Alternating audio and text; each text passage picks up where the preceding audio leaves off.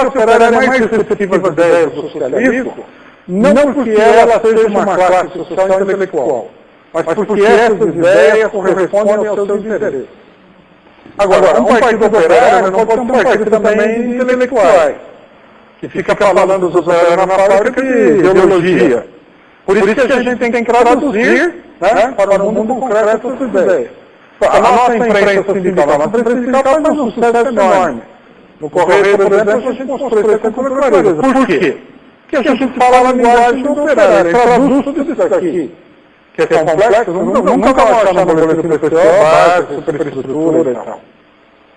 Mas na hora da greve, assim, enquanto a burocracia fala, nós precisamos ter, a burocracia que apareceu com a sala de aula, uma proposta viável para discutir com o patrão, o operador, mas o que o cara está falando? A gente vai lá e fala assim, companheiro, é 94% ou greve. Tá certo? Essa forma simples é a tradução disso daqui. A outra é a tradução de um negócio que não é isso aqui. Esse é muito importante.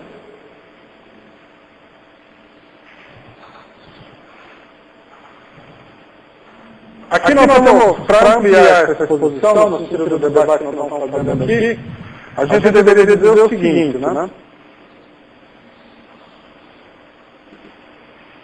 Para entender o problema em termos políticos, né? Esse problema que o Marx coloca aqui. Nós temos que entender o seguinte, ó.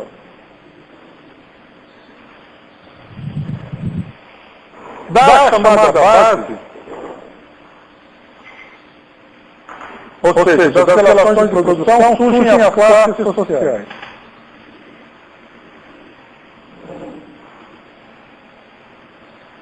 No capitalismo, as relações de produção baseadas no capital e no trabalho, ou seja, na exploração do trabalho assalariado do capital,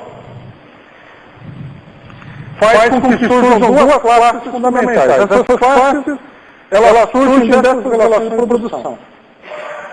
De um lado, o operário, a classe operária,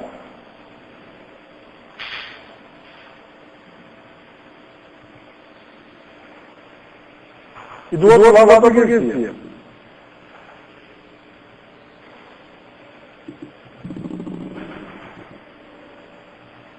Espontaneamente, vejam vocês, espontaneamente, sem nenhuma ideologia, sem nada, os operários começam a se chocar com a burguesia. A burguesia explora os operários reagem. Espontaneamente, o operário pode ser católico, pode ser o que for. Ele é pressionado, ele é apertado pela burguesia explorada, ele começa a reagir. Os primórdios do movimento operário, eu só consegui identificar muito bem onde é que o Carlos estava apertando. Então, por exemplo, houve operários, né, que achavam que o problema eram as máquinas. E começaram a destruir as máquinas. Mas, como a vida ensina, eles chegaram à conclusão de que o problema não eram as máquinas, o problema eram os patrões. E eles chegaram a essa conclusão do ponto de vista prático, que ele vai trabalhar, o patrão cada vez mais rico, ele cada vez mais pobre, tem uma crise econômica, o patrão demite, os operários não têm lucro. E assim, através de todas essas experiências, ele vai vendo. Tá certo? Essa luta é uma luta espontânea, não precisa de ninguém, de nenhum comunista, para fazer essas lutas, que a classe operária faz espontaneamente. Num dado momento da situação, ela se transforma numa luta política, ou seja, na superinfraestrutura. Também ela se transforma numa luta política espontaneamente. Não é pela ação dos comunistas, dos revolucionários. O operário faz uma greve, está certo? E, na greve, a greve vai para o tribunal, é julgada ilegal, o tribunal solta uma ordem lá, declarando a greve ilegal, o governador do estado manda a polícia vai lá e arrebenta o coco dos operários, e o operário entra na política sem querer saber de nada. Ou os operários de várias fábricas lutam pela redução da jornada de trabalho e eles chegam à conclusão, empiricamente, de que é necessário unificar essa luta geral, porque eles viram que o Estado tem lei, e aprovaram uma lei Tá certo? Reduzindo na também por essa via ele está na luta política. Quer dizer, as classes sociais que têm a sua raiz na base, na estrutura econômica da sociedade, elas vão se elevando, tá certo? Para uma luta política.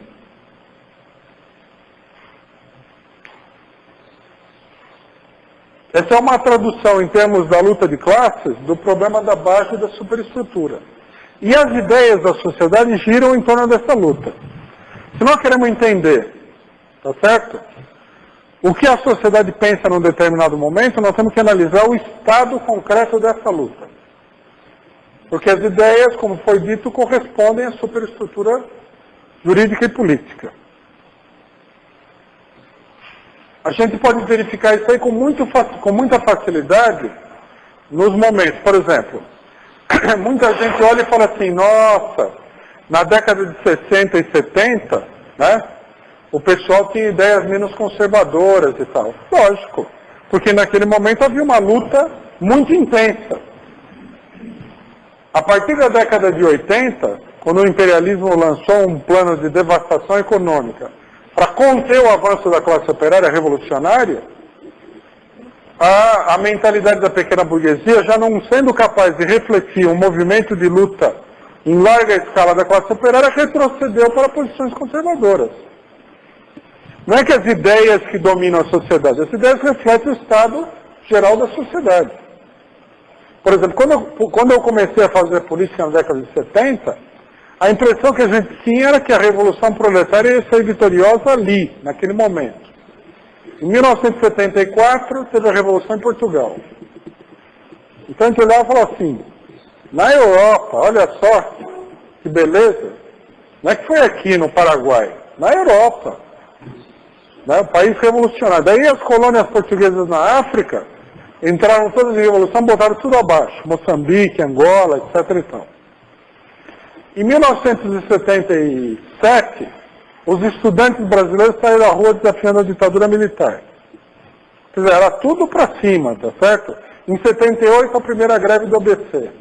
Em 1979, a revolução no Irã, um dos maiores países do Oriente Médio, botou abaixo o Shah do Irã, representante direto do imperialismo. A mesma coisa em El Salvador e na Nicarágua. Em 1980, a revolução na Polônia, né, os grandes estaleiros poloneses, as grandes fábricas polonesas, centenas de milhares de operários em greve e tal, formaram um soviet que chamava Solidariedade. Então, você fala assim, o mundo capitalista é agora. É agora ou nunca, tá certo? No Brasil, as assembleias operárias no Brasil, na ABC, reuniam 80 mil operários. Você olhava e falava assim, não existe força no planeta Terra que consiga controlar isso aqui. Em todo lugar, as ditaduras caíram como um castelo de cartas. Né? Eu, por exemplo,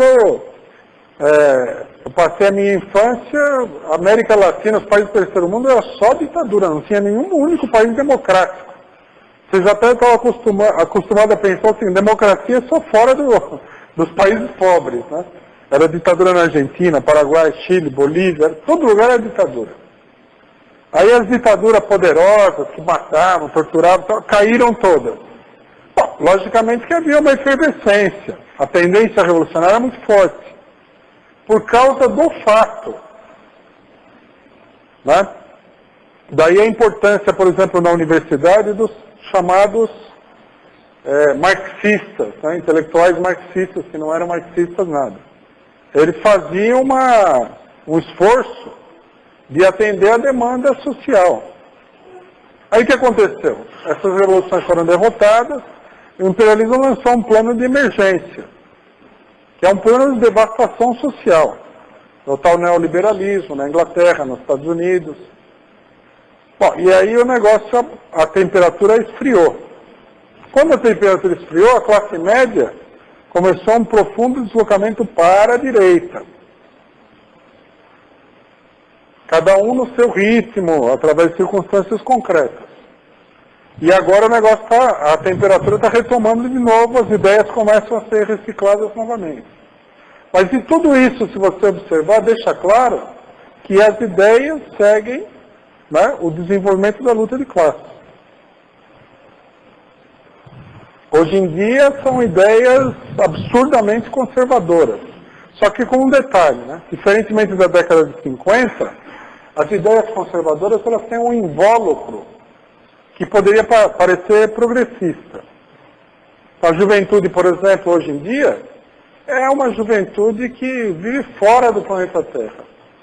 Mas no que diz respeito à roupa, que a burguesia teve a decência de não mexer diretamente para não atiçar os ânimos, você sai na rua, você encontra um jovem vestido de cada jeito mais extravagante possível, que seria assim uma coisa, na cabeça do jovem, uma contestação. Então tem cara com brinco no nariz, 13 brincos do lado, um pinta a cara, outro corta metade do cabelo, outro põe uma roupa de leopardo. Então você olha e fala, o que é esse carnaval?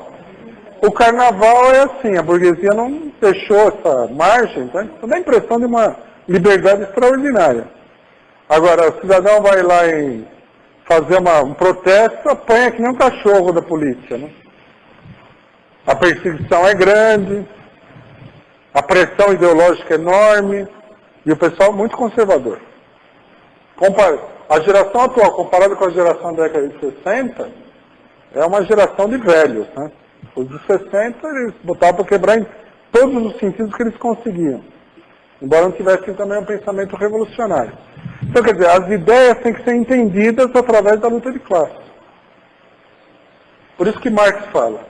São formas de consciência social. Quer dizer, é a maneira como as pessoas tomam consciência do que está acontecendo.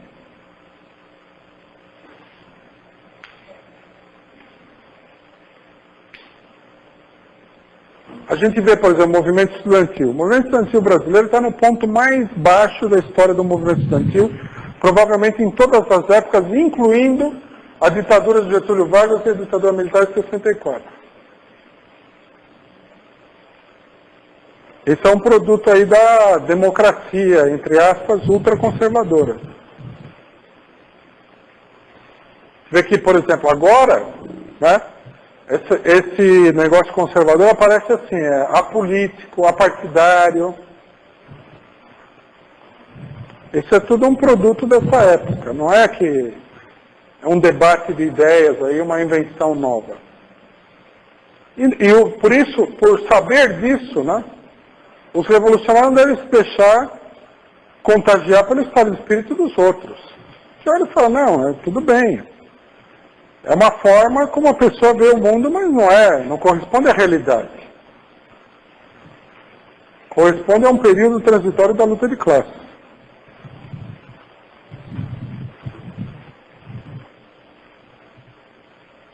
Bom, alguma dúvida aqui, companheiros?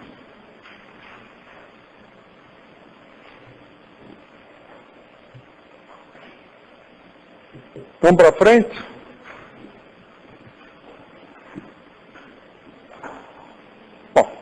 As frases seguintes, elas reforçam essa ideia, tá certo? É assim, ó. O que Marx diz aqui nesse texto? O modo de produção da vida material condiciona o processo da vida social, política e intelectual. Ou, como a gente já viu, a matéria, tá certo?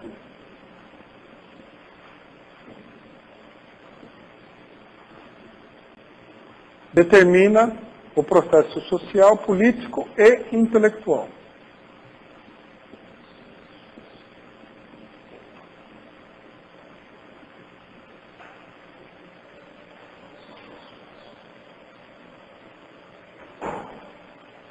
Aí tem a frase famosa aqui, né? Não é a consciência dos homens que determina o seu ser. É, ao contrário, o seu ser social que determina a sua consciência.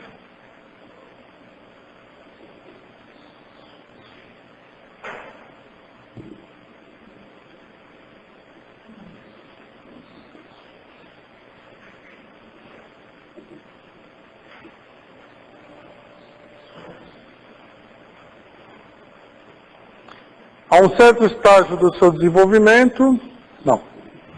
Tá certo? Isso é outra coisa.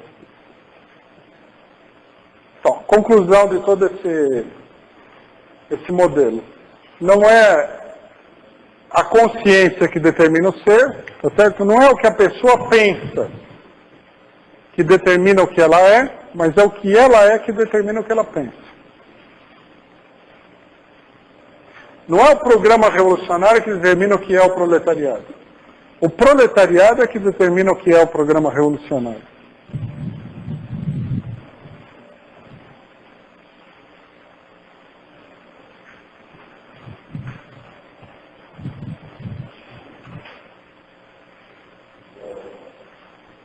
Inverter isso daí em política é altamente perigoso. Vou dar um exemplo para vocês, tirado da vida real. Quando aconteceu a crise no leste europeu, um grupo supostamente trotskista falou o seguinte, que era uma posição reacionária apoiar os movimentos que iam contra a burocracia stalinista. Que Trotsky tinha dito que a burocracia stalinista só podia ser derrubada pelo proletariado dirigido pela Quarta Internacional. Bom, só que acontece o seguinte, Trotsky falou isso com base numa situação que ele achava que era provável na época dele. Que se organizaria o proletariado, e o proletariado só poderia ser organizado pela Quarta Internacional porque a burguesia apoiava, como sempre apoiou, o governo da União Soviética. Só que chegou num dado momento, a burguesia e a burocracia stalinista começaram um processo de restauração capitalista, o que levantou contra ela o proletariado. Então, logicamente, você tinha que apoiar o proletariado contra a burocracia e a burguesia. E não ficar aí, tá certo, com ideias pré-concebidas sobre o processo histórico. Principalmente levando em consideração que o importante mesmo é o proletariado, e não as ideias com que as pessoas se apresentam. A burocracia se diz comunista, mas não tem nada de comunista. O proletariado supostamente estaria fazendo o levante, foi apresentado pela imprensa capitalista, em nome de uma liberalização do mercado, que também a burguesia tinha levado a economia para o fundo do poço. O cara não conseguia comprar uma frigideira, porque a produção tinha estancado. O cara queria fugir do desastre econômico que tinha na Alemanha Oriental, para a Alemanha Ocidental, porque não conseguia sobreviver. E assim por diante. Agora, o proletariado fazia greves contra a burocracia. Então, quer dizer, a gente tem que partir dessa realidade, tá certo? Para nós é assim, se a classe operária entrar em movimento, confundida por uma série de ideias burguesas, ela continua sendo a classe operária. Principalmente se ela entrar em movimento massivamente, como ela fez na Polônia. As ideias vão se ajustar ao movimento, e não ao contrário. Não é o movimento da classe operária que vai ser determinado, a não ser de uma maneira superficial e temporária, por ideias. São as ideias que vão ser modificadas. São as ideias que vão ser modificadas pelo movimento da classe operária. Senão a gente não seria materialista. Se você tem uma greve enorme de trabalhadores com uma reivindicação ruim, a tarefa do Partido Revolucionário é entrar nessa greve e modificar a reivindicação, porque a classe operária no seu movimento vai ajustar as ideias à realidade. E não rejeitar o movimento por causa da ideia errada. Isso aqui tem uma série de implicações. Por isso que nós não saímos por aí também na defesa de princípios abstratos, tão somente. Então, temos que levar em consideração o movimento prático da luta de classe. Por isso que a gente, por exemplo, apesar de achar que é uma reivindicação fraudulenta e enganosa, o problema da participação nos lucros, porque os trabalhadores nunca vão participar no lucro de nenhuma empresa, apesar de a gente achar que isso daí é uma ideia errada, a gente apoia o movimento que a classe operária desenvolve em torno desse negócio, procurando esclarecer, com reivindicações. Então a gente propõe a incorporação da participação do lucro no salário do trabalhador. Agora, nós não vamos nos opor ao movimento dos trabalhadores, porque esse movimento tem ideias confusas. Vamos procurar esclarecer simplesmente, mas o importante é o movimento. Por isso que Marx, que foi a pessoa que elaborou toda essa teoria, que é a base de todo o programa da classe operária, falou: mais vale um passo real adiante do movimento operário do que uma dúzia de programas. O que ele queria dizer era isso daí. Embora o programa seja importante, o programa ele se subordina ao desenvolvimento do movimento real da classe operária. Porque é o ser social que determina a consciência e não a consciência que determina o ser social. É por isso também que na nossa análise, que vocês podem ler do jornal, tá certo? Não é porque um partido formado exclusivamente de pequenos burgueses e burgueses como o PSOL, porque fala em socialismo, que ele vai ser um partido operário. O socialismo aí vai ser deixado de lado muito rapidamente em favor de uma política capitalista, porque o partido não é operário. Se fosse um partido operário que falasse em capitalismo, era melhor do que um partido burguês que fala de socialismo. Se os operários deixarem de lado o capitalismo, eles passariam para o socialismo. Mas os burgueses não vão deixar de lado o capitalismo e passar para o socialismo. Eles vão deixar de lado o socialismo e passar para o capitalismo. Por isso o PSOL é pior do que o PT. Porque o PT vive sob a pressão do movimento social real da classe operária. E o PSOL não. Tem nenhuma pressão da classe operária no PSOL. É um partido muito mais direitista do que o PT.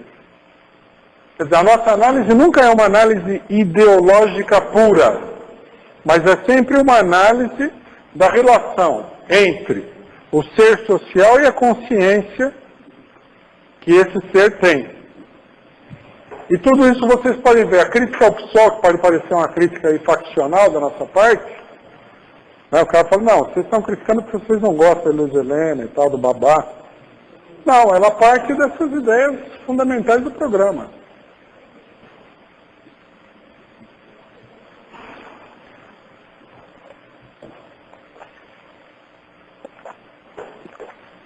Antes de a gente analisar a ideologia de qualquer partido, nós temos que analisar qual é a verdadeira relação desse partido com as classes sociais. Ninguém no Brasil consegue entender o papel que o Lula cumpre, porque a análise deles é uma análise puramente ideológica. A importância do Lula é que ele é uma pessoa que se ergueu na política a partir da classe operária brasileira.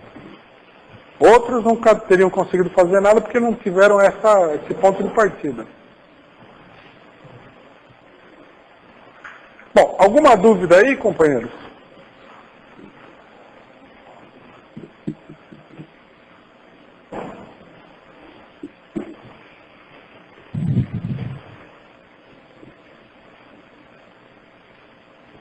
Bom, então vamos prosseguir aqui.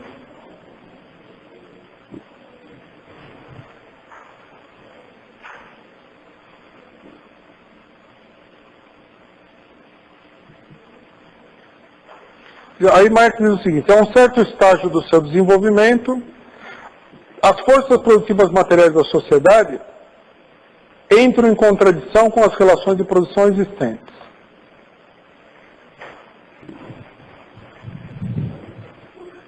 Quer dizer, as forças produtivas que continuam se desenvolvendo incessantemente, está certo? Entram em conflito com as relações sociais.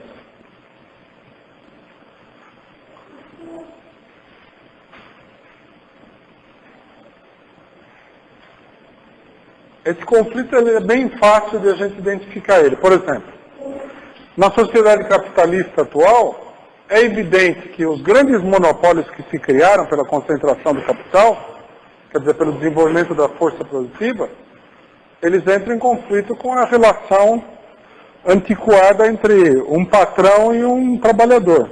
Pega uma empresa como o Correio, por exemplo. São monopólios de 100 mil trabalhadores, não tem patrão. Nem poderia ter. Vocês imaginam uma empresa como o Correio dirigida por uma única pessoa, 100 mil trabalhadores explorados por um indivíduo? É uma contradição fortíssima. Os grandes monopólios capitalistas, por isso, assumiram também a forma de sociedade de ações e tal. Quer dizer, já são empresas coletivas. Elas já são, num certo sentido, empresas socialistas. né? O capitalismo antigo já não existe mais em quase lugar nenhum, a não ser num nível muito baixo da produção capitalista.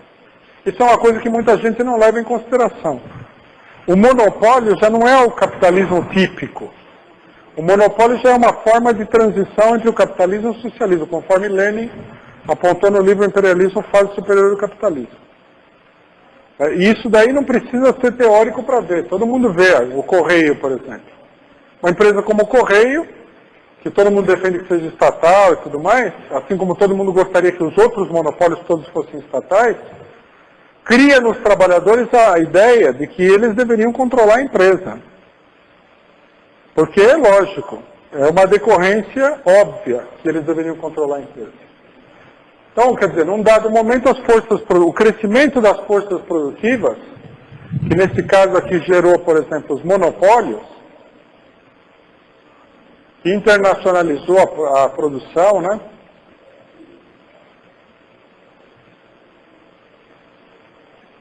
Está em contradição com as relações sociais, que é a relação de capital e trabalho. O próprio capital já se transformou numa coisa relativamente abstrata, né? O capital, como propriedade de um indivíduo, já é uma coisa abstrata. O capital hoje é propriedade dos bancos, o dinheiro é emprestado e assim por diante. E as pessoas já não veem aquela legitimidade individual do capitalista como detentor do capital, né? Que acumulou uma quantia, abriu uma fábrica, aquele negócio todo, né?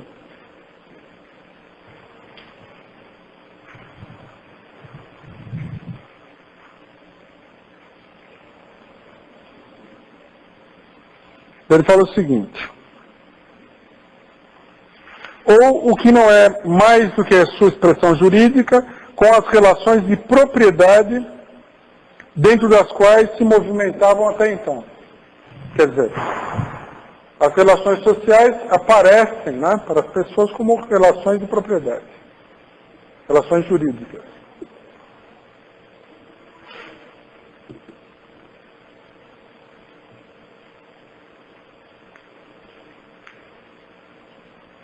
Hoje em dia nós temos aqui no mundo uma consciência social que seria impossível no auge do desenvolvimento capitalista, que é as populações reivindicando, por exemplo, o confisco do capital de determinadas empresas por utilidade social.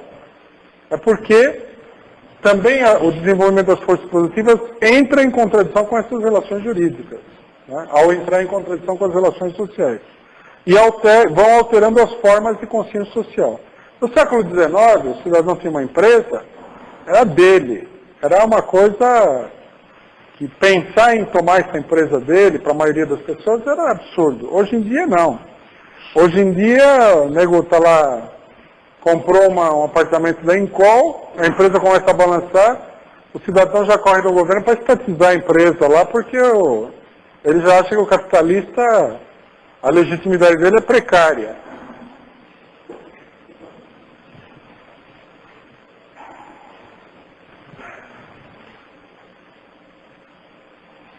Bom, ele diz o seguinte, que quando a situação chega nesse ponto, de formas de desenvolvimento das forças produtivas que eram, essas relações transformam-se num entrave. Quer dizer, as relações sociais de produção, tá certo? Elas passam de forma de desenvolvimento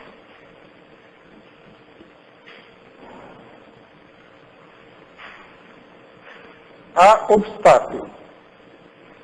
Elas começam a entravar o desenvolvimento das forças produtivas.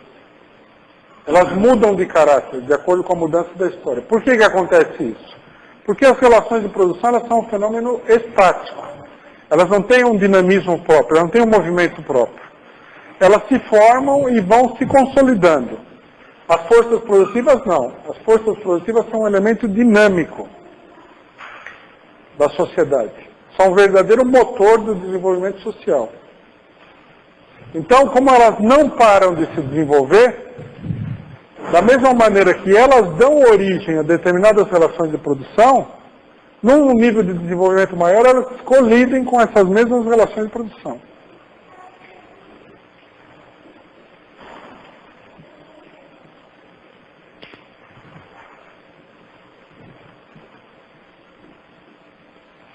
Então Marx diz o seguinte: então abre-se uma época de revolução social.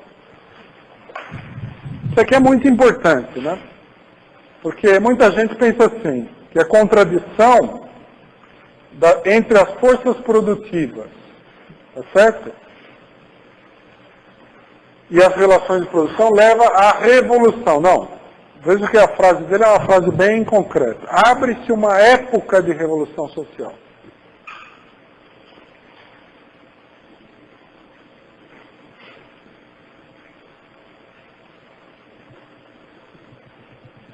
Para a gente entender o que é essa época de revolução social, nós temos que entender o desenvolvimento da classe capitalista até que ela derrube totalmente o feudalismo.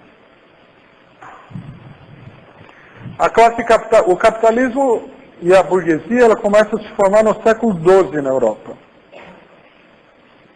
E ela vai tomar o poder definitivamente na Europa no século XIX.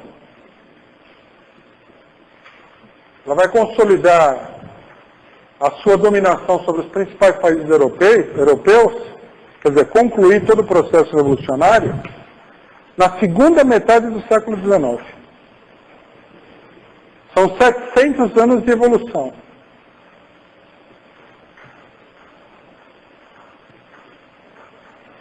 Quer dizer, quando o Marx fala em época de revolução, não é um sentido figurado.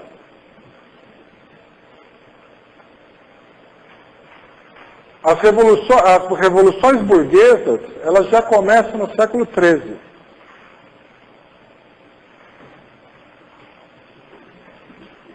Quer dizer, 1400.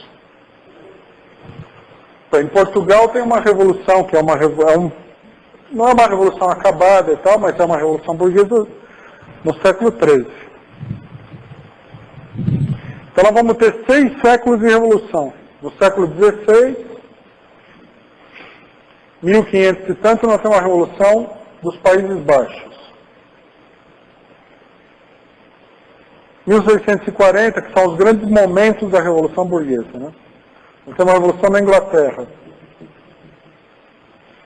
Em 1789, a Revolução Francesa. Em 1848, as revoluções derrotadas na Alemanha, etc, etc. É importante levar em consideração isso para a gente não ficar presa também do pessimismo das idas e vindas da Revolução Proletária. A Revolução Proletária, não podemos considerar que a Revolução Proletária dá o pontapé inaugural em 1870 com a Revolução da Comuna de Paris. Mas ela se manifesta plenamente com a tomada do poder em 1917, tá certo? Que seria o quê? 90 anos atrás, mais ou menos. 87 anos atrás. 86, né? 89, né? Nossa, estou ruim disso. 80 e alguma coisa. Então, quer dizer, em 90 anos, a gente não conseguiu ainda que o proletariado tomasse o poder no mundo inteiro. Um desastre total. Só que a burguesia, que começou com a primeira revolução importante, em 1500, onde ela toma o poder, só vai terminar isso daí 350 anos depois. Tá certo? Então, ainda não há motivo para desespero. Tem muito chão pela frente, tá certo? Se a gente demorar mais 100 anos para fazer a Revolução Proletária, vamos demorar metade do que a burguesia demorou para fazer a Revolução Burguesa.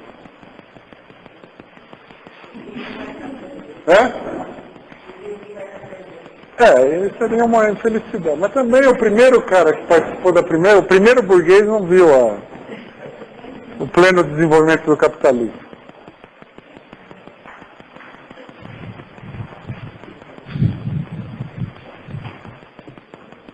A coisa que nós sabemos com certeza absoluta é que nós estamos bem no meio dessa época de revolução social do que o Marx fala. Isso aí é inquestionável. Isso daí todo mundo procura ocultar, né? Mas como ocultar o fato de que nós estamos no meio da época de Revolução Social, se já aconteceu a Revolução Russa, a Revolução Chinesa, a Revolução Iugoslava, a Revolução no Vietnã, não dá para ocultar isso aí. É um contrassenso. Nós estamos vivendo a época de transição do capitalismo. Nós não estamos nem na época capitalista propriamente dita, nem na época socialista. Nós estamos vivendo a época de transição entre o capitalismo e o socialismo. Época de revolução social. Ou como definiu mais concretamente o Lenin, tomando essa tese e dando a ela um caráter mais atual, mais concreto, o imperialismo é a época de guerras e revoluções.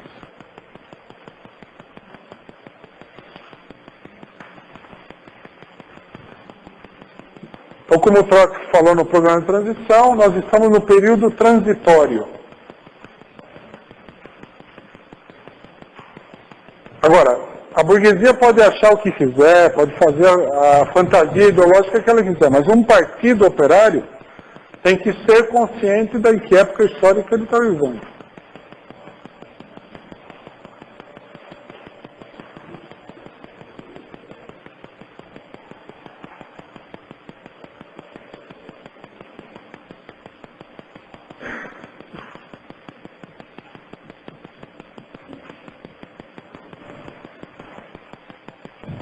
Bom, perguntas, companheiros. Vamos encerrar a exposição por aqui e ver as perguntas.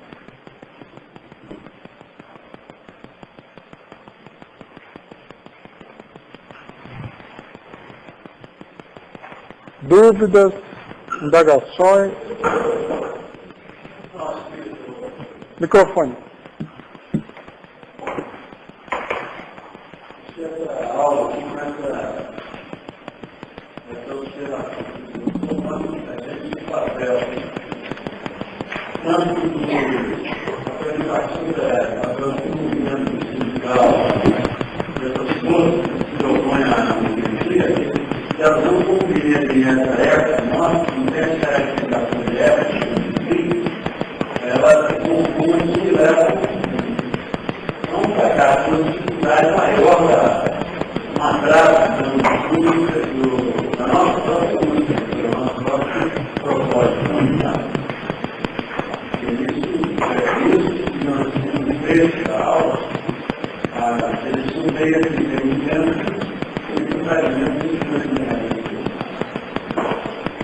Eu acho que essa caracterização geral, né, é uma caracterização geral. Não deve ser uma análise de uma conjuntura econômica específica e tal. Ela é o ponto de partida de qualquer análise política, né? Sem levar em consideração isso daí, a análise política fica totalmente falsificada, né? Muitas das análises que nós vamos apresentar depois, sobre o caráter do capitalismo e tudo mais, partem da não compreensão, da não aceitação dessa ideia básica, né?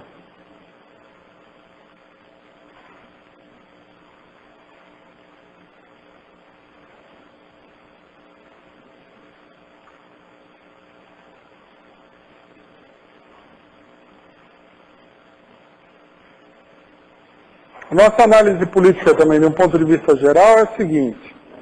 Passado o período aí, um breve intervalo, em tempo, do ponto de vista histórico, é um breve intervalo, em que o capitalismo apresentou aí um sinal de recuperação, que a gente discutiu na aula de ontem, né? A situação política é marcada pela crise histórica do capitalismo. Isso aí não dá para analisar os acontecimentos, por exemplo, na Bolívia, na Argentina, no Equador, no Brasil, sem levar em consideração esse fato, né?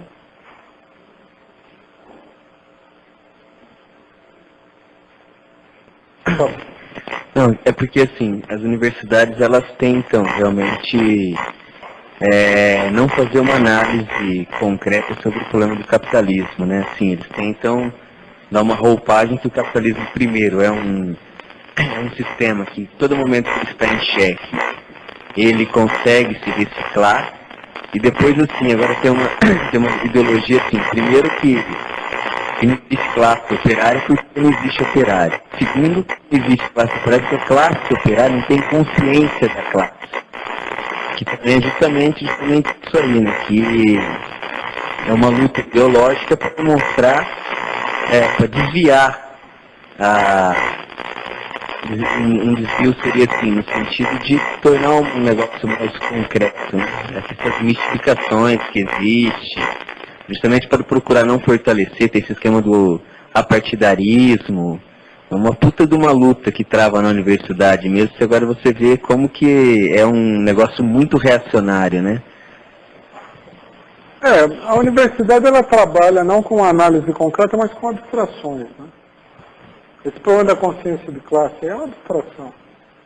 A levar a sério uma afirmação como essa, de que a classe operária não tem consciência de classe, isso significa que a burguesia, por exemplo, para realizar a Revolução Burguesa, teria que ter tido a mesma consciência durante quase 900 anos seguidos.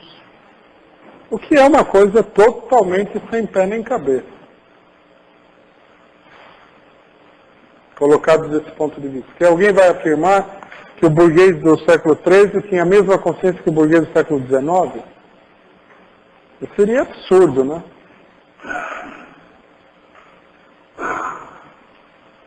É uma coisa, é transformar um problema concreto numa abstração sem sentido, né? E depois a burguesia, que é uma classe que é considerada como tendo tanta consciência de classe, nunca teve nada parecido com o Capital que o Marx escreveu. Então, é outra coisa totalmente confusa.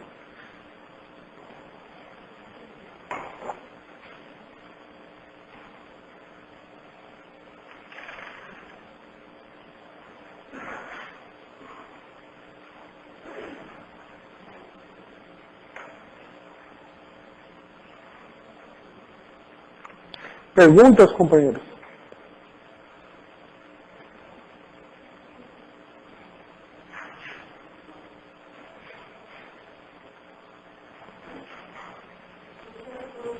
As forças, relações sociais e relações ligadas entre elas. Eu não ouvi direito. Você não quer falar um pouquinho mais alto? Por que as forças produtivas, as relações sociais e as relações de propriedade, elas são interligadas entre elas? Qual a razão disso? Forças produtivas, relações sociais e relações de propriedade, né? Bom, na realidade é o seguinte, né? Não, as forças produtivas e as relações sociais, elas são interligadas.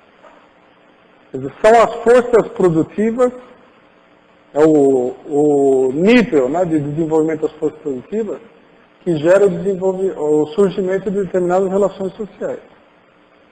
A sociedade se organiza, isso que são as relações sociais, de acordo com os instrumentos que ela tem para produzir, de acordo com a organização social do trabalho. Agora, relações sociais e relações de propriedade, elas são a mesma coisa dita de uma maneira diferente.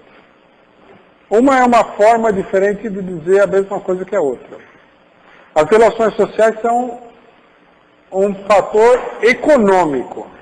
E as relações de propriedade são a tradução jurídica, quer dizer, em lei, desse fator econômico.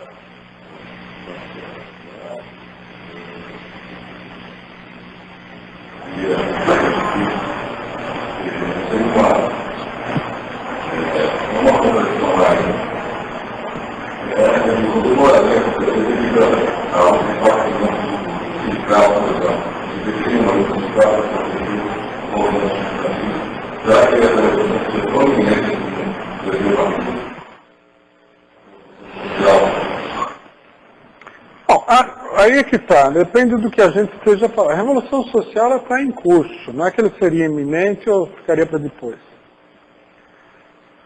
A transformação das relações de produção, ela está acontecendo, entendeu? Não é que depende da gente fazer com que isso aí aconteça. À medida que as forças produtivas se desenvolvem, mesmo bloqueadas pelo capitalismo e tudo mais, as relações de produção capitalista elas se tornam cada vez mais fracas, cada vez mais instáveis, cada vez mais inviáveis. Por exemplo, vamos dar um exemplo imediato que demonstra isso. Por que o governo Lula ele quer fazer a reforma trabalhista? Porque o capitalismo ele já está numa situação tão complexa de funcionamento que ele tem que levar a extremos a exploração dos trabalhadores. Quer dizer, nós vamos ter que viver, segundo os capitalistas querem, coisa que eles também não conseguem fazer, que é outro impasse. Nós temos que viver como os trabalhadores no começo da Revolução Industrial, numa miséria total, tá certo? No momento em que a sociedade capitalista tem uma produtividade 1000 vezes superior ao que era na época da Revolução Industrial. Então, na época da Revolução Industrial, quando o capitalismo estava começando, capitalismo industrial estava começando a se desenvolver, o trabalhador vivia numa miséria completa. Ele não tinha fim de semana livre, ele não tinha férias, ele não tinha nenhum tipo de assistência social, ele não tinha quase nenhum direito trabalhista, ele trabalhava, às vezes, 18 horas por dia, mas isso daí correspondia ao fato de que o desenvolvimento da indústria ainda era pequeno, tá certo? À medida que foi se desenvolver, os trabalhadores lutaram, mudaram essa situação, criou-se uma nova situação social para a classe operária. Agora, os capitalistas querem voltar a essa situação de miséria num momento que a produção é infinitamente maior. Você vê que isso daí é uma demonstração de que as relações sociais, elas estão parando de funcionar, não conseguem funcionar mais, a relação entre capital e trabalho. A sociedade tem que acabar com os capitalistas para poder funcionar. Você entendeu? Isso é uma coisa que está acontecendo, independentemente do que a gente acha. Existe uma desagregação geral dessas relações de produção. E o que vai acontecer é o seguinte, com o parasitismo financeiro, chega uma hora que o capitalismo vai toda falência e o Estado é obrigado a estatizar a maioria das empresas para poder funcionar o país. Agora eles privatizaram as companhias elétricas, mas todo mundo que sabe alguma coisa sabe que vai chegar uma hora que o Estado vai ter que retomar isso aí, porque não vai conseguir funcionar em bases privadas. Né? O valor que eles vão cobrando da energia elétrica, telefonia e tal, é insustentável. Por quê? Porque as relações de produção capitalista, elas já quase não conseguem funcionar. Né? Os bancos, por exemplo, taxa de juros, o excesso de capital, tudo isso daí é uma desagregação.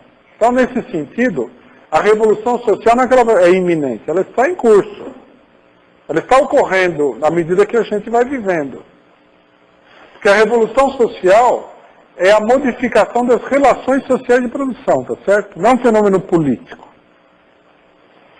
Bom, a tomada do poder pela classe operária, que eu acho que é o que você está se referindo, que é uma revolução aí sim, política, ela é um episódio último da revolução social.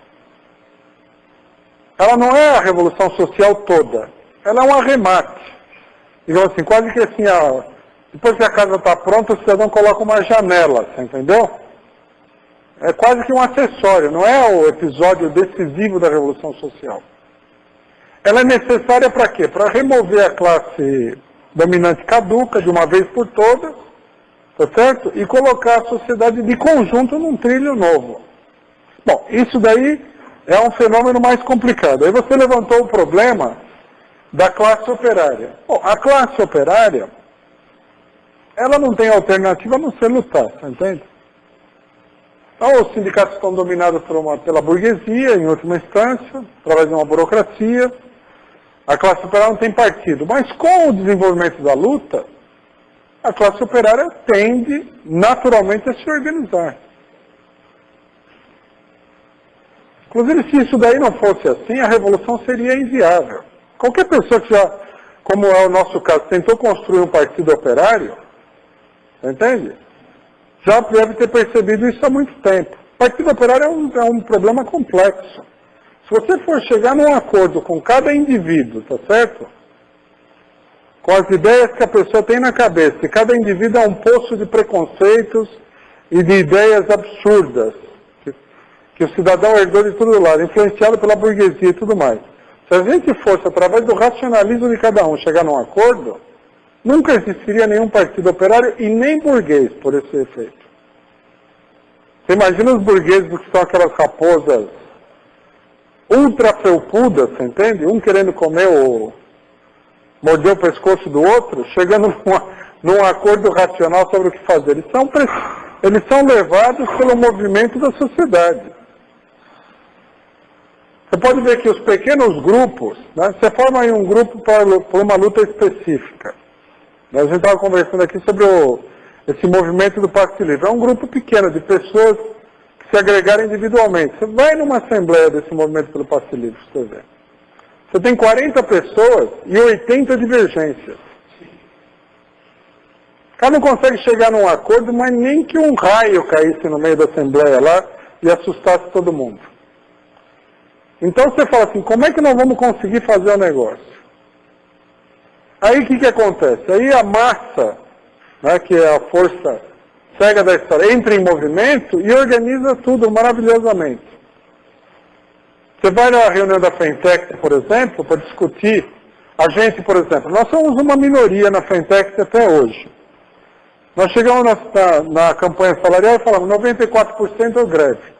Ninguém concordava com a gente. E para espanto total, nem os nossos próprios militantes concordavam com a gente. Eles olhavam e falavam assim, mas isso daí é uma loucura. 94%? Nunca nós vamos conseguir isso, né? É muito. Mas a gente já, aí vale a experiência, tá certo? Então a minoria que achava que era certo isso, começou numa repetição, 94% é greve. E à medida que os trabalhadores, tá certo? Essa aí é a força cega, até certo ponto irracional. Você ia nos setores com o carro de som, 94% olhando, o trabalhador fazia assim. Ele nem pensava, ele fazia assim. Aí foi alinhando aquele monte de cabeça louca de trás da proposta de 94%, porque senão não alinhava nunca. Se fosse sentar e discutir as razões, você entendeu? Nunca você chegaria no acordo. E você vê, a direção da Fentex passou por cima do negócio, provou outra coisa. Mas os trabalhadores, para eles a campanha foi em torno de 94% greve. Você entendeu? É a força social.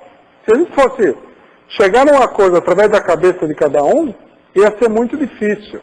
A pessoa precisaria, todo mundo precisaria ter uma alta compreensão do problema, coisa que é inviável, não porque as pessoas sejam más nem nada, mas porque o nível de experiência é muito irregular, você entende? Por exemplo, Trotsky, esse fenômeno aí, ele é um fenômeno tão importante, que Trotsky falou o seguinte, que se na Revolução Russa, Lenin, tivesse chegado lá, ele chegou em abril de 1917 na Rússia, ele tivesse passado por um beco lá e caísse uma telha na cabeça dele, ele morresse, a revolução teria fracassado. Porque o nível de compreensão do próprio partido dele era muito precário. Ele servia assim como um elo de ligação entre toda essa teoria, toda essa compreensão e a grande massa dos trabalhadores. Agora, você veja só, ele sozinho deu a volta por cima, o partido não concordava com ele. Na primeira reunião que ele apresentou as teses dele, tinha um historiador menchevique que estava nessa reunião. Aí ele falou assim, não é que eu, que era menchevique, fiquei espantado. Os bolcheviques ficaram espantados.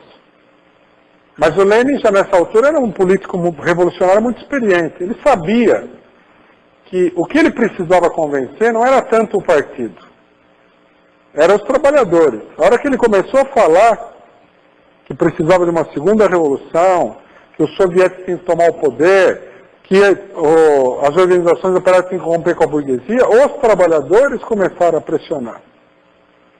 E aí colocaram o partido em ordem também, porque imagina uma pessoa sozinha, convencer todo mundo, é muito difícil. Aí é uma manifestação de que é o movimento próprio da classe operária que realiza o milagre da revolução. Se a gente fosse depender da cabeça boa de todo mundo, podia esquecer a revolução, que não ia acontecer nunca.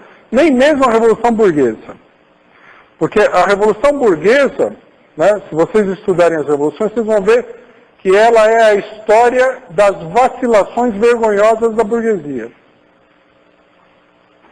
A burguesia ficava vacilando. Aí o povo entrava em cena, então.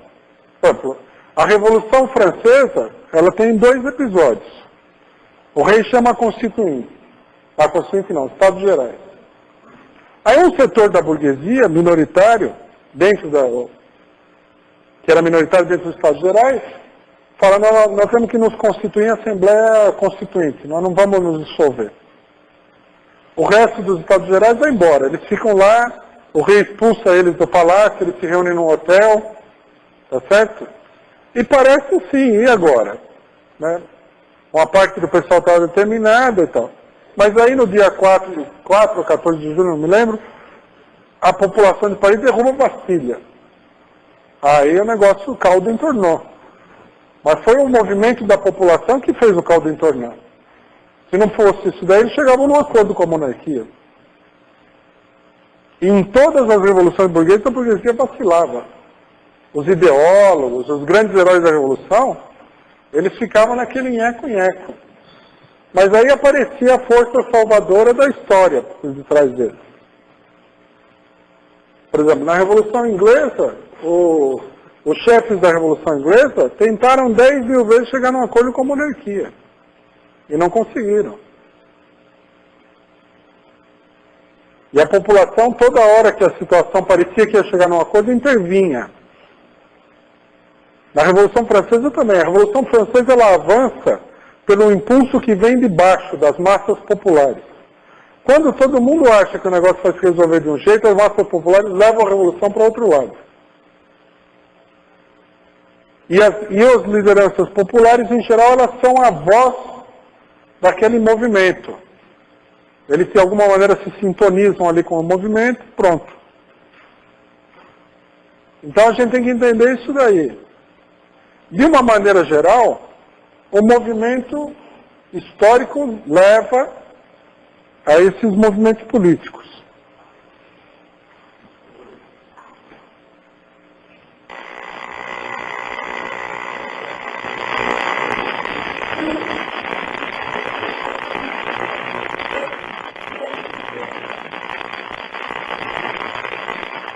Tem a ver, as lutas internas dos partidos são um reflexo da luta de classes fora do partido, né? Como as pessoas não compreendem perfeitamente as coordenadas, os partidos estão sempre, em geral, atravessando crises, né? O desenvolvimento natural do partido é através de crises. Um setor é arrastado pela burguesia, outro setor se opõe.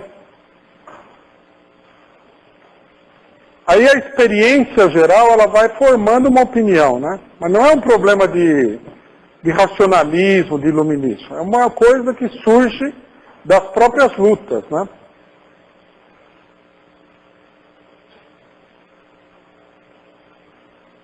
Os partidos vão se formando nessa luta também. A ideia que é muito comum na pequena burguesia, de que o partido é uma camada de pessoas iluminadas, que vai conduzir as massas com a sua grande inteligência e tal, é falsa.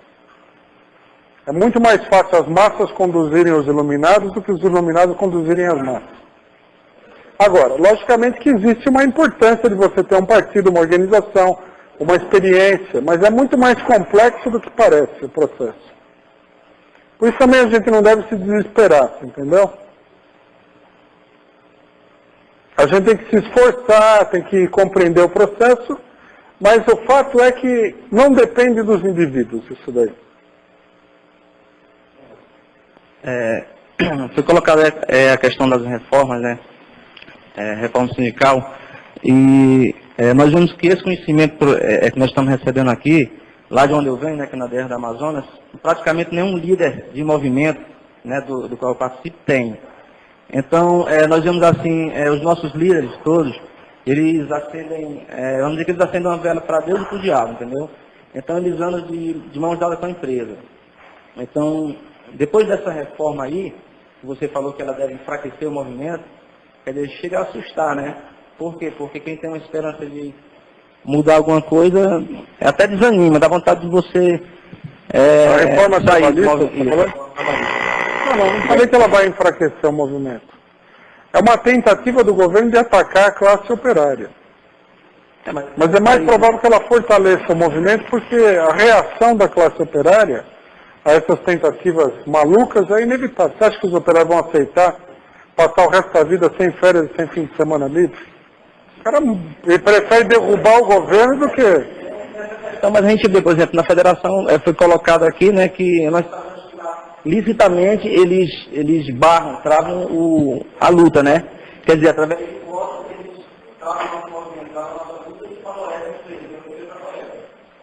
Mas o problema é o seguinte, a gente não deve confundir a intenção com o poder de realizar, entende? Eles querem travar o movimento, mas não estão conseguindo. No Correio, por exemplo, a direção do PT no sindicato está liquidada. Nós temos que... A próxima etapa é escrever o atestado de óbito do PT e do PCdoB. Se tiver um movimento forte dos trabalhadores, acabou, definitivamente, não tem mais nada. A fraqueza deles é muito grande.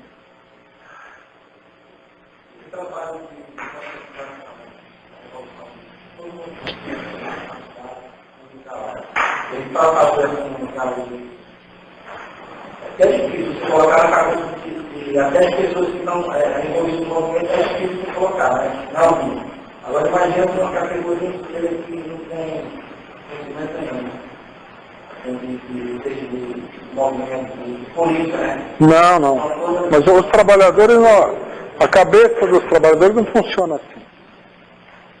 Os trabalhadores, eles tendem a se agrupar de trás dos seus interesses. Basta que você faça a propaganda e a coisa começa a se desenvolver. O Correio é uma demonstração disso. Todas as últimas greves, foi a gente que quis tirar e tirou. A direção era contra, não conseguia conter. Esse é o problema. Não deu para segurar. E nós temos que entender o seguinte, o que são essas direções sindicais contra 100 mil trabalhadores? Não são nada. Todas as direções sindicais estão em crise no país inteiro, exceto as nossas. As nossas, algumas estão em crise porque o pessoal é muito miolo fraco. Mas os trabalhadores apoiam a si mesmo, né? Então o trabalhador sustenta ele, apesar de ser miolo fraco. Mas você pode pegar, ó, PSTU no Rio Grande do Sul e no Pernambuco, uma crise total. PCdoB, Rio de Janeiro, Bahia, onde eles estão numa frente com o PT, e outros lugares, crise total.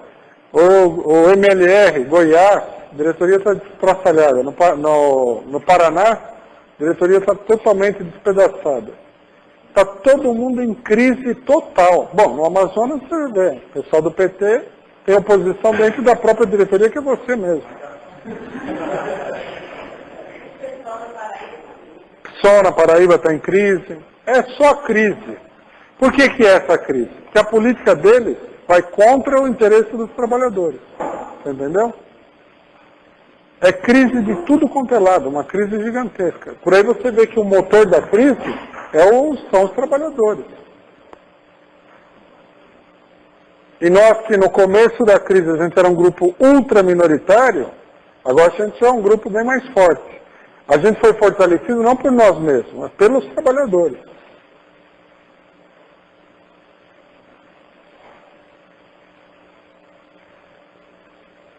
Esse movimento é muito importante. Depois, lógico, a gente tem que procurar criar lideranças que tenham uma clareza do que estão fazendo e tudo mais. Mas a própria clareza tem que vir da compreensão desse movimento. Não é uma coisa assim que vem de fora, você entende? Um processo intelectual que vem de fora. Tem que vir daí, né?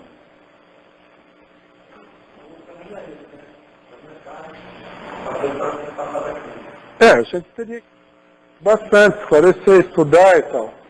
Mas é difícil essa parte. Essa parte aí é mais complicada. Se não houvesse uma ajuda decisiva dos trabalhadores, os preconceitos políticos da burguesia são mais fortes do que a tentativa de esclarecer uma ideia na cabeça de uma pessoa. É que aí o trabalhador, quando o pessoal está naquela maior alegria, eu já vi acontecer isso daí. O Lula, por exemplo, ele, na década de 70, ele elaborou uma ideia magnífica de fazer o sindicato por fábrica.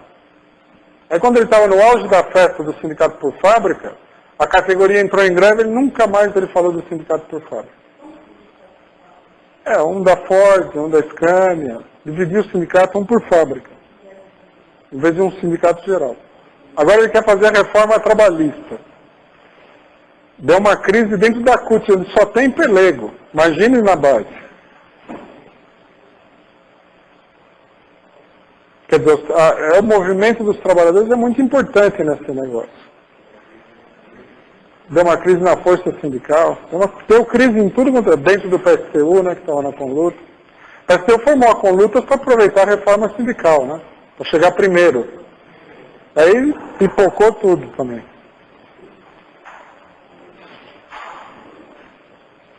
Eu digo isso para mostrar o seguinte, né? A gente não deve adotar o preconceito burguês que é assim. O movimento é produto de líderes inteligentes, né? Nós temos todos que chegar num acordo para fazer tal coisa. Isso aí não existe.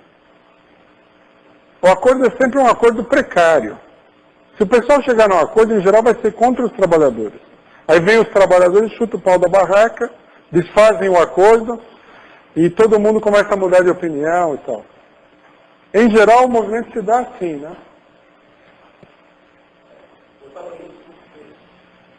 Tem colegas nossos lá que são colegas de movimento, pode ser ponto, que querem melhorar em geral.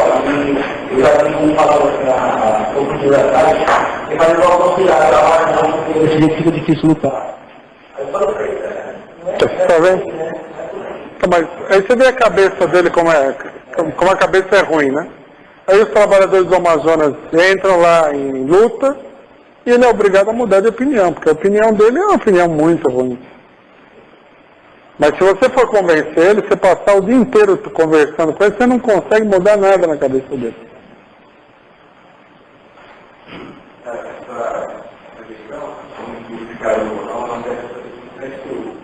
Onde está procurando a vanguarda.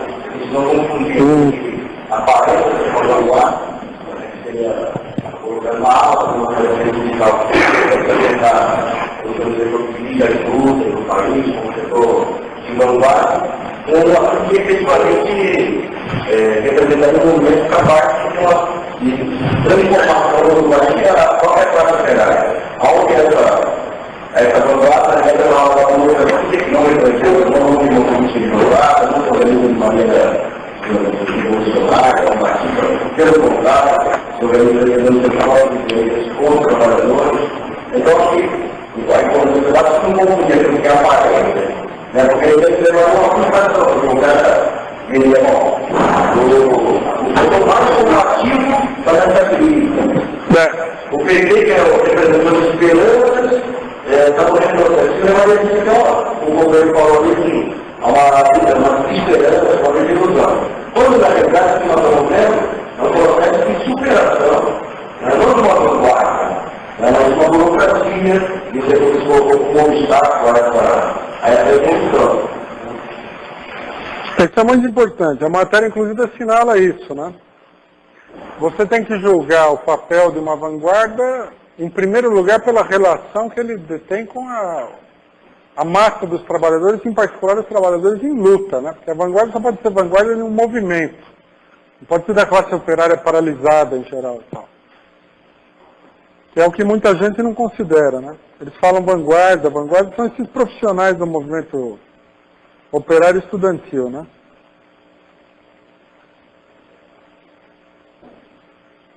Quem que ia perguntar? Bom, mais alguma pergunta, companheiros?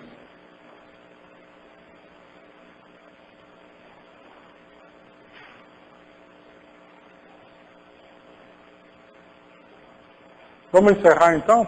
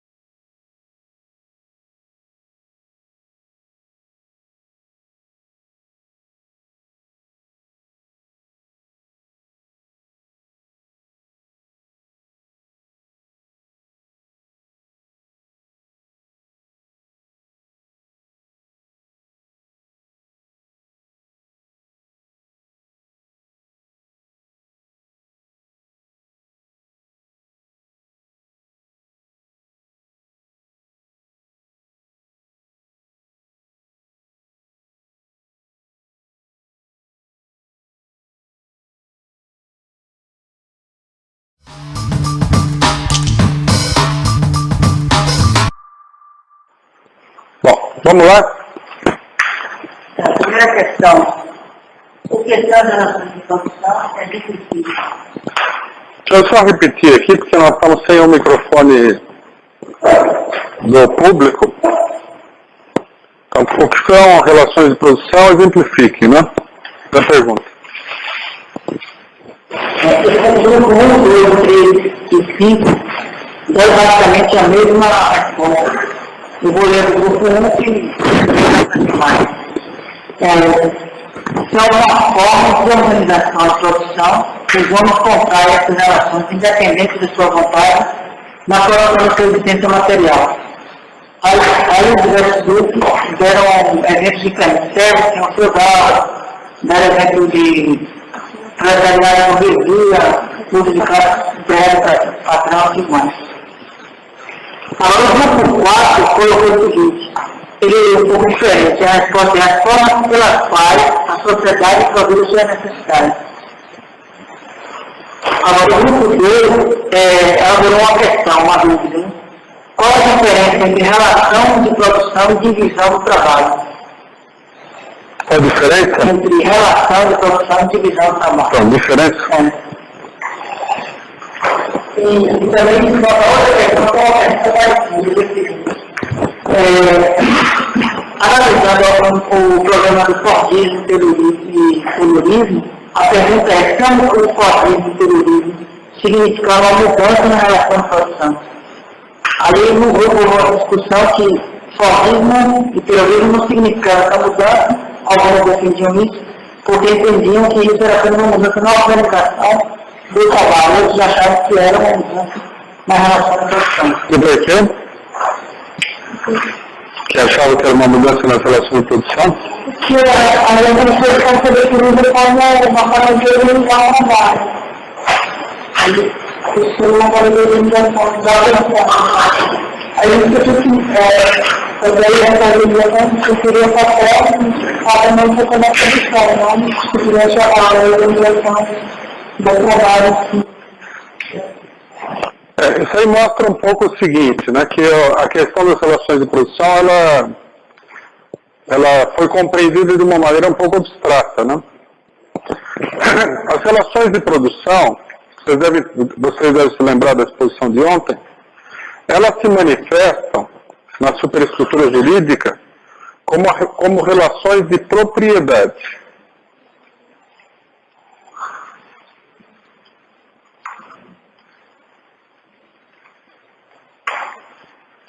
Tá certo?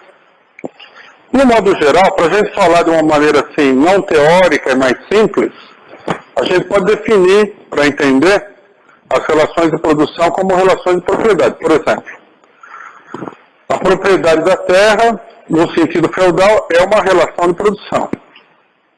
A propriedade capitalista é uma relação de produção. O capital, tá certo?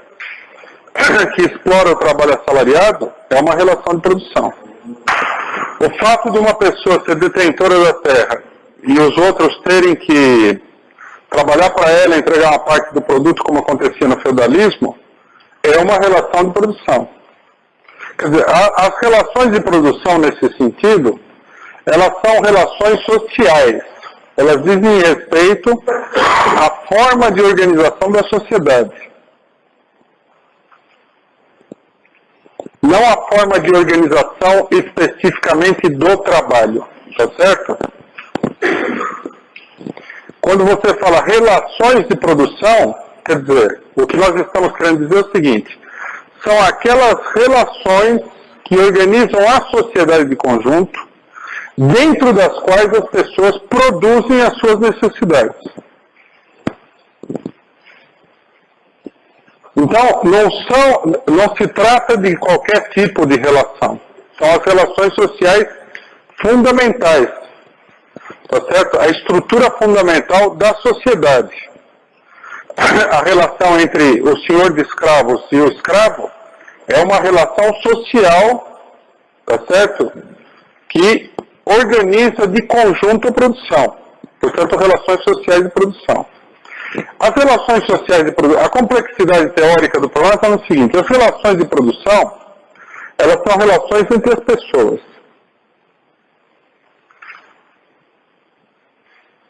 mas elas aparecem na sociedade como sendo uma relação entre as pessoas e as coisas. Por exemplo, a relação entre o capitalista, né, e o trabalhador é uma relação entre pessoas. Uma determinada pessoa, tá certo?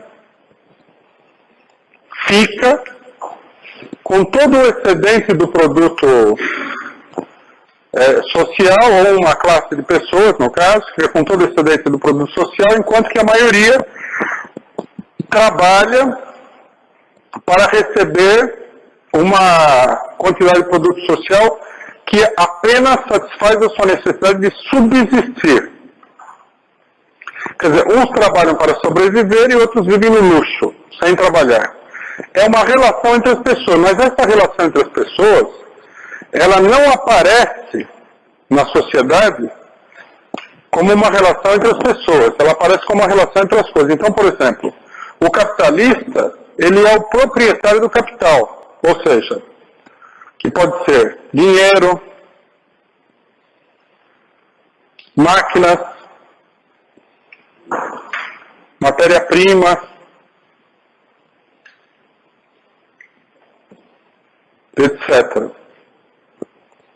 O hábito mental que a gente tem de considerar que é uma relação entre as pessoas e as coisas, tá certo? É uma maneira ilusória, fetichista, mistificada de ver a coisa. Bom, daí, uma vez que a gente tem esclarecido isso, já o problema do Fordismo, né, e da divisão social do trabalho, já fica esclarecido que uma coisa não tem nada a ver com a outra, tá certo? O Fordismo o que é? Basicamente foi a produção em série, a linha de montagem. Tá certo? Quer dizer, é uma determinada forma de organização do trabalho dentro das unidades produtivas. Ela diz respeito à tentativa de obter uma maior produtividade do trabalho. Mas ela não altera de forma nenhuma as relações sociais. As relações sociais continuavam a ser as mesmas. Quer dizer, os trabalhadores de um lado, a classe trabalhadora, a classe operária, e do outro lado, o capitalista, a classe capitalista. No marco dessas relações sociais, a classe capitalista introduziu formas de organização do trabalho nas unidades produtivas para obter uma maior produtividade e assim aumentar, tá certo, a mais-valia relativa. Mas a única modificação que ela introduzia era isso daqui, aumentava a mais-valia relativa.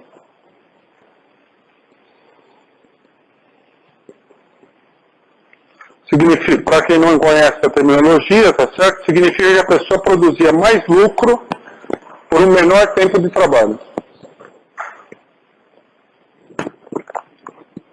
A divisão social do trabalho, ela é um processo que começa a existir antes do capitalismo. Existe em todas as sociedades, todos os modos de produção. Por exemplo, Marx fala o seguinte, que uma das origens da divisão do trabalho é a diversidade do solo. Mas como o solo tem uma diversidade grande, pode produzir coisas muito diferentes, começa a existir uma divisão de trabalho. A divisão de trabalho na sociedade não é apenas a divisão do trabalho manual e intelectual, como poderia estar sido pensado nesse caso. A divisão do trabalho, toda a divisão do trabalho é a divisão do trabalho, entre o campo e a cidade e tal. Esse é outro problema. A divisão do trabalho pode dar origem, logicamente, a diferenças sociais, mas não é ela em si mesma uma diferença social. Por exemplo, a divisão do trabalho entre trabalho manual e intelectual pode dar origem à classe operária e uma camada pequena burguesa, administradora, etc. e tal. Mas as classes sociais, elas se definem não pela divisão do trabalho, mas pela sua relação no processo produtivo, pela forma como ela está incluída, como ela está existe no processo produtivo, né? A classe operária é classe operária porque ela faz o trabalho produtivo da sociedade. A burguesia é burguesia porque ela explora o trabalho produtivo sem trabalhar, né? E as classes médias são classes intermediárias, que não são nem capitalistas, tá certo? E nem, como é que se diz? Trabalhadores explorados. Elas vivem a classe média vive digamos assim, uma espécie de limbo social, né? A definição clássica do pequeno burguês é a pessoa que, ao mesmo tempo, trabalha e explora a mão de obra assalariada, mas não consegue se libertar da necessidade de trabalhar. Então, o pequeno burguês típico seria assim, meio operário e meio patrão, para dizer de uma maneira mais simples. Certo? Deixa eu chegar perto e fazer se o microfone pega o que você vai falar. Ela foi ser colocada em outra questão, e por isso que talvez que foi colocado foi que se a infraestrutura fosse um reflexo direto da infraestrutura, ela seria limitada. Aí eu coloquei foi que não, porque existem mudanças, mesmo que não estruturais como da relação de propriedade, existem mudanças da forma de se relacionar na produção. E isso traria mudanças nas superestruturas, mesmo que fosse direto. Foi isso que ficou. Mas aí no caso, por exemplo, o Fordismo seria uma mudança na superestrutura? Não na superestrutura, mas uma estrutura econômica. É uma mudança secundária na estrutura econômica. Traria mudança na superestrutura também. Por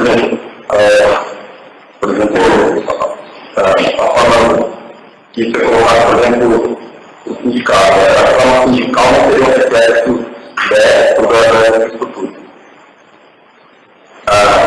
E aí, eu coloquei que isso seria, na verdade, o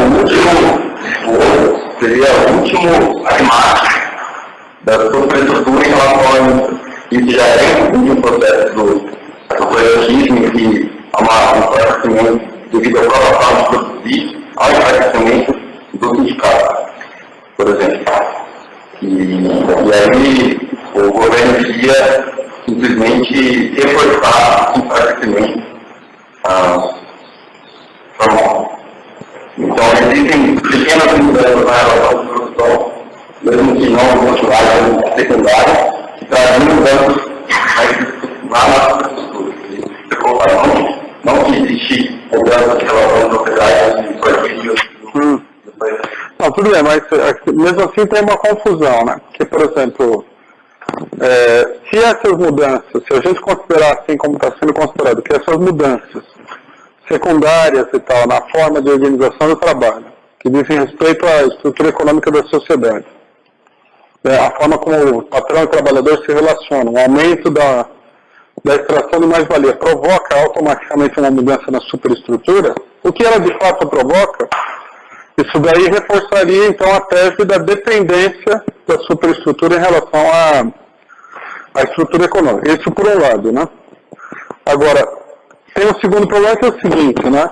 Não é bem o nosso tema, mas é bom comentar porque fica aquela coisa confusa no ar. Não é correto dizer, é uma tese muito aceitada, que esse tipo de mudança aí levou à desestruturação dos sindicatos. Né? Essa tese, aí a gente teria, né, como é que se diz?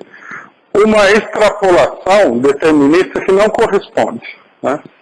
O problema dos sindicatos diz respeito a um problema mais geral do capitalismo. O problema dos sindicatos diz respeito ao problema dos monopólios. E não se trata propriamente de um enfraquecimento dos sindicatos. Se a gente for analisar a história dos sindicatos, isso aqui para todo mundo que é sindicalista é uma coisa importante, né? A sociedade é feita de uma série de miragens que confundem as pessoas.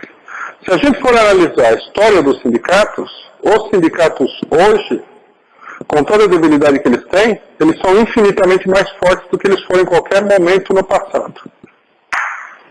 Por quê? Você pode olhar que os sindicatos de todos os países, né, eles são sindicatos gigantescos, né, abarca uma quantidade de trabalhadores inimaginável em qualquer outra época da história do capitalismo, inclusive na época, por exemplo, de Marx e Engels.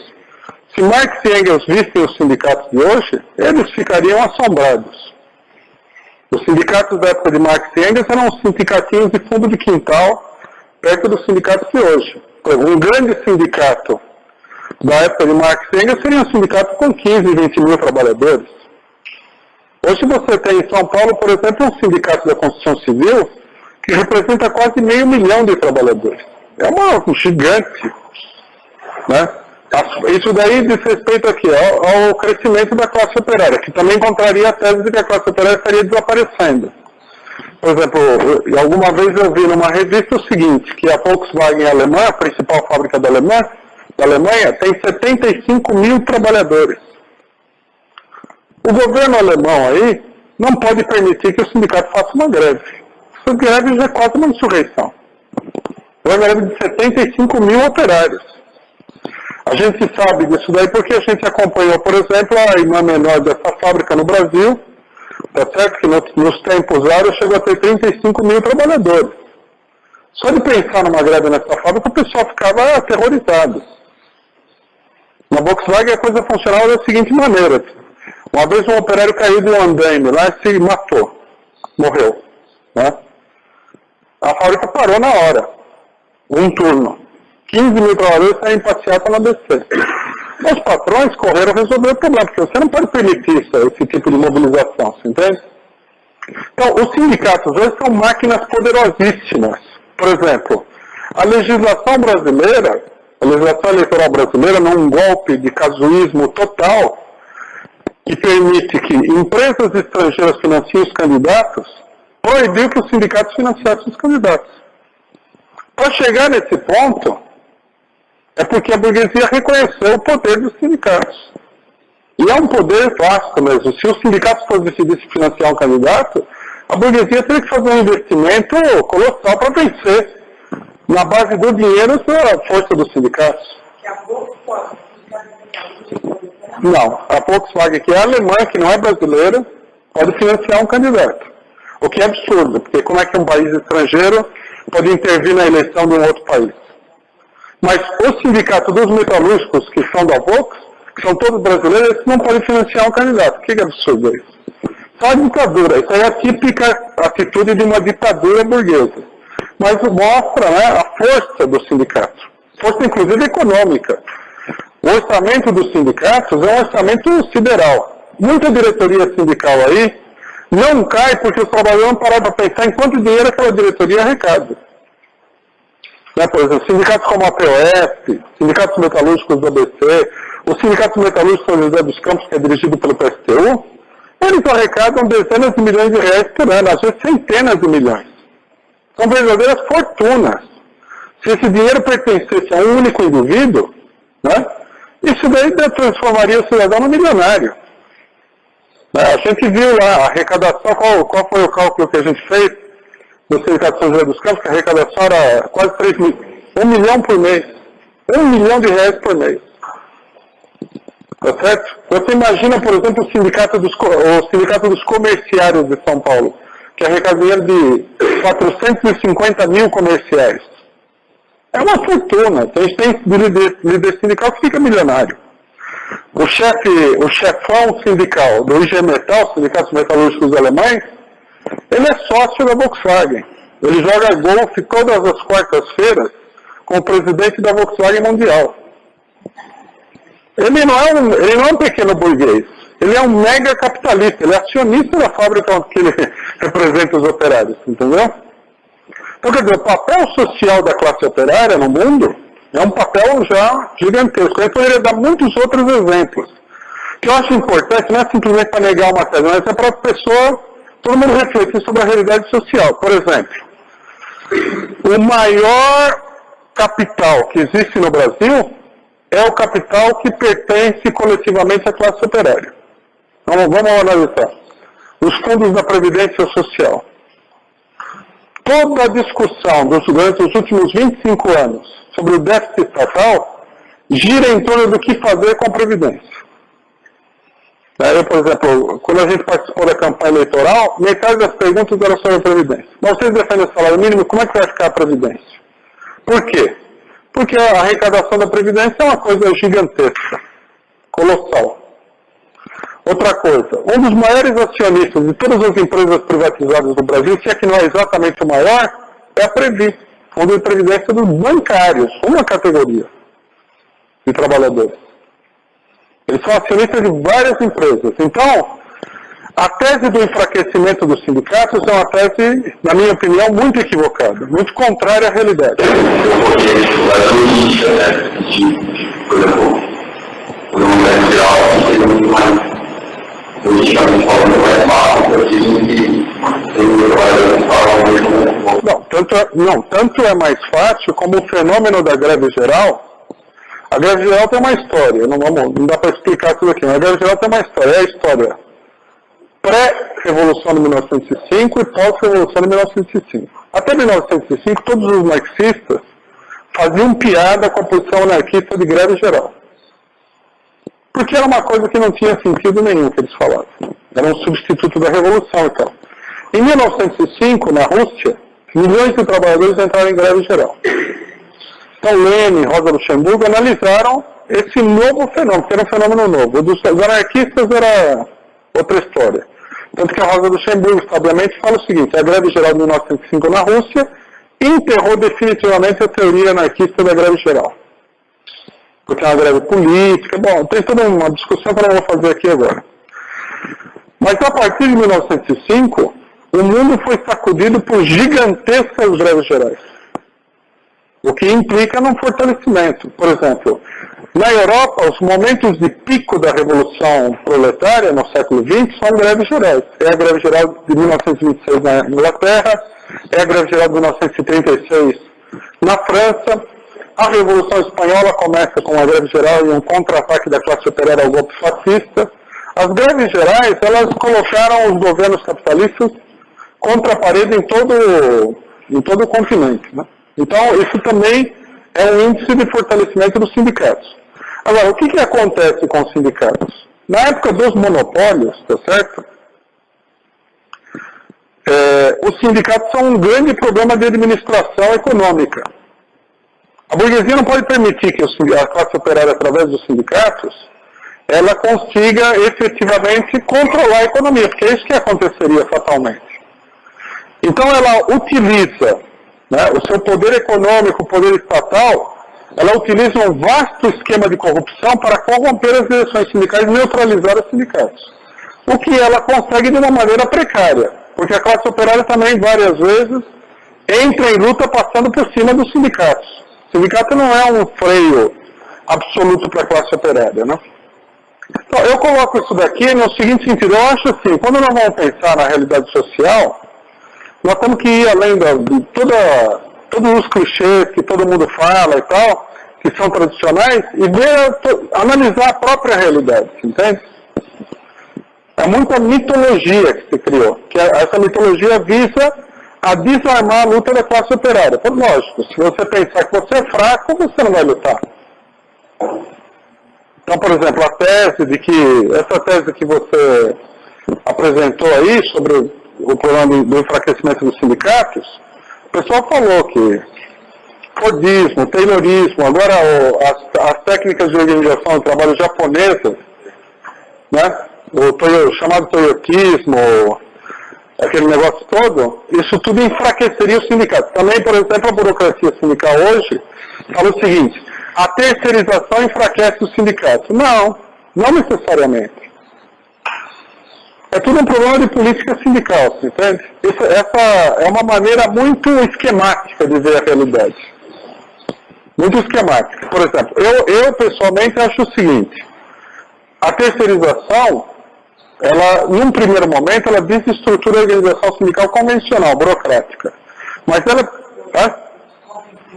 exatamente, o sindicato do desconto em folha. Mas o que ela está fazendo mesmo é uma medida, digamos assim, a faca de dois gumes dos patrões. Para desestruturar o sindicato, porque a burocracia já não consegue conter aqueles trabalhadores, eles lançam mão da terceirização, às vezes. Mas a terceirização vai fazer com que a classe trabalhadora se fortaleça em relação à burocracia. Porque os trabalhadores terceirizados, agora que eles entram em luta, eles não têm nada a dever à burocracia. A burocracia não controla eles. Então o terceirizado enfraquece a burocracia. Por isso que no Correio, por exemplo, a gente lançou a palavra de ordem de sindicalização dos terceirizados, e a burocracia fica toda trêmula com a ideia de sindicalizar os terceirizados, porque eles não dão dinheiro, eles não conseguem controlar o povo, é um setor mais radical, mais combativo dos trabalhadores, então eles ficam nesse negócio. Mas tudo é muito relativo nesse sentido. Só para a gente fazer um resumo desse problema, né? Vim insistir no negócio que eu já falei aqui, que eu acho que é muito importante. Quando a gente analisa a realidade social, a gente tem que analisar a realidade social de uma forma não unilateral, mas dialética. Tá certo? Na dialética, logicamente eu não vou fazer um curso de dialética agora, mas uma noção básica. Na dialética, nada é apenas aquilo que parece à primeira vista. Por exemplo, a força, ela também é uma fraqueza. Depende da relação, tá certo? Daquele elemento que nós estamos analisando com o conjunto. O movimento geral. Com o seu próprio movimento, com o movimento do conjunto. Então, por exemplo, o fato dos patrões aumentar a exploração dos trabalhadores é uma força sob determinadas condições. Alteram-se as condições no decorrer do movimento, quando os trabalhadores assimilam aquilo lá, transforma-se numa fraqueza. Tá certo? Então a mitologia da burguesia, ela é baseada na interpretação abstrata e unilateral dos fenômenos. Aqui é o exemplo que eu dei anteriormente da invasão do Iraque. Quando os norte-americanos bombardearam o Iraque pela primeira vez em 92, toda a imprensa se juntou para falar que agora o mundo está na mão dos americanos, como se não tivesse antes também. Mas agora sim não tem para ninguém, é impossível de vencer, etc. e tal. Não. A força, nesse caso, também é uma fraqueza. Tá certo? Eles foram obrigados a usar a força. E ao usar a força, eles abriram um leque de contradições que levou a crise para dentro dos Estados Unidos. Acirrou as contradições dentro do imperialismo. Antes do problema iraquiano, antes que os Estados Unidos tivesse dominado totalmente o Iraque, ou tivesse mostrado que ia dominar totalmente o Iraque, a unidade do imperialismo estava mais forte. Agora que os Estados Unidos dominou o Iraque, os franceses e os alemães estão olhando, tá certo, a fúria monopolista dos Estados Unidos, a divisão do imperialismo se acentuou brutalmente, que já vinha. Então, quer dizer, se a gente não olhar todos os lados do processo, o movimento, as contradições, a gente fica com uma visão equivocada, né? Por exemplo, o pessoal fala assim, a classe trabalhadora está se extinguindo por causa das demissões. Bom, tudo bem, a demissão sempre acarreta uma diminuição do efetivo operário que está trabalhando. Porque o operário desempregado, ele não é menos operário do que o operário empregado. A classe operária não é apenas aqueles trabalhadores que estão na indústria. A classe operária é uma classe. A mulher do operário que trabalha em casa também é parte da classe operária. Pode ser um setor mais atrasado da classe operária, mas é parte da classe operária. Agora, eu sempre achei absurda a tese de que a classe trabalhadora estava diminuindo, porque se você conhece a história da humanidade, você sabe, a Revolução Chinesa de 1927 foi feita com um efetivo que não era superior a 30 mil operários. Vamos parar um minutinho para pensar. A China tem 1 bilhão de habitantes. É um dos países mais industrializados do globo. Quantos operários tem na China hoje? Centenas de eu não sei, mas são centenas de milhões, com certeza. São 20 mil que eram em 1927.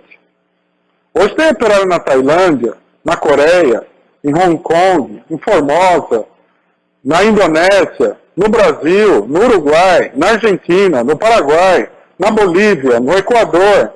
Quase todo o país tem operário. Até na África tem operário. Na época do Lenin nunca falou os operários africanos, não sei na África do Sul. Mas hoje, por exemplo, é lógico, nas minas, tá certo? Do Congo, né, esse país foi formado recentemente, quem que trabalha nessas minas? Operários africanos. Quem que trabalha nos postos de petróleo de Moçambique e Angola? Operários africanos, lógico, operários em tudo quanto é lugar do mundo. A classe operária é uma força mais poderosa hoje do que foi na época de Lenin. Muito mais. Né? A Revolução Russa contou com 3 milhões de operários, 3 a 5 milhões de operários. Hoje no Brasil, 3 milhões de operários, estamos na cidade de São Paulo, capital. Isso era o que tinha na Rússia toda. E a Revolução Russa abalou o mundo capitalista de uma maneira definitiva, não é que abalou. Definitiva. Nunca mais ele se recuperar. Uma revolução no Brasil com 30, 40 milhões de operários, isso seria uma coisa espantosa. Tudo, a gente tem que considerar a coisa nas suas devidas proporções, tá certo?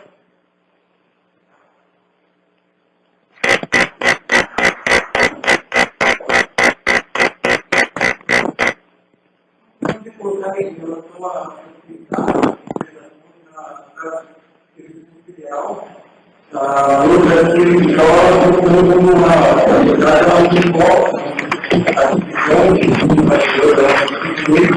que melhorou. Então, eu queria pegar a importância da dia a gente tem uma política, no desenvolvimento liberal, de novidade.